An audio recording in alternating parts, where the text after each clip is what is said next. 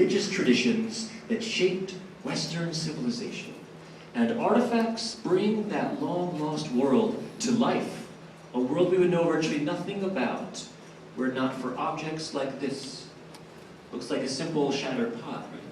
Let's take a closer look. There's a tiny impression on the handle that actually says, belonging to the king, in ancient Hebrew script, and there's a royal seal on it.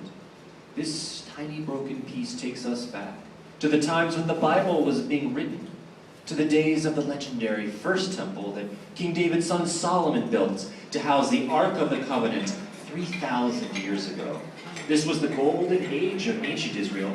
Within a couple of hundred years, the Babylonians would overrun the land and destroy the First Temple. Jars like that were buried under a layer of utter destruction. This could have been the end of Israel's story.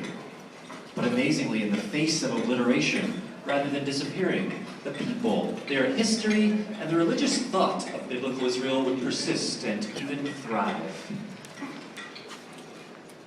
Here we stand below the famous Western Wall in Jerusalem, at the gate that once led pilgrims to the physical heart of ancient Judea, the Second Temple, said to have been built in the 500s BCE, 50 plus years after the Babylonian exile, on the same hill as the legendary First Temple. Another chapter in history and another ancient jar to illuminate our story. This one elaborately carved from a single chunk of limestone. 2,000 years ago, it likely held water to purify worshippers entering the Temple Mount, to offer sacrifices to the God of Israel. A jar from the very place where the New Testament tells us Jesus overturned the tables of the money changers. Today, the western outer wall is nearly all that remains of the once proud shrine of the ancient Jews after Romans destroyed Jerusalem and the Second Temple in 70 CE.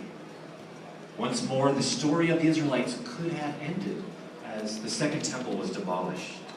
But instead, we have a tale of survival, the saga of a people striving to uphold their contract or covenant with their God.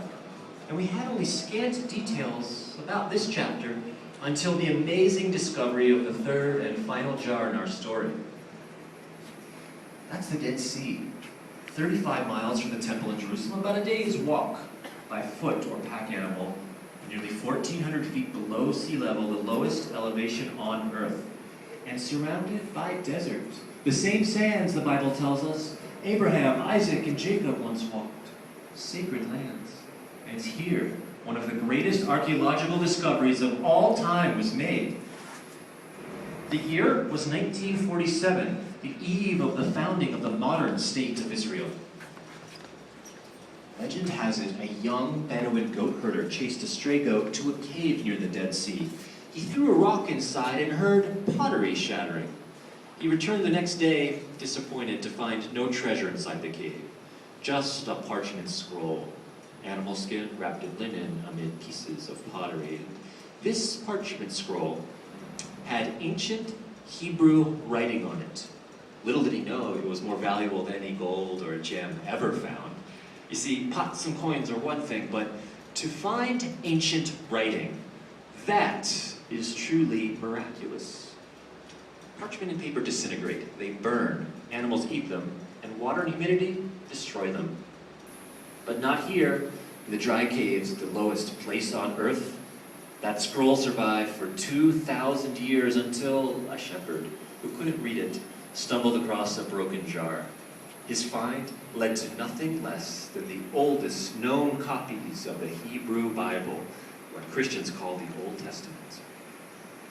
Bedouins and archaeologists found more scrolls and fragments of scrolls in other nearby caves. More than 900 scrolls hidden in this rugged terrain 2,000 years ago as Romans conquered the land.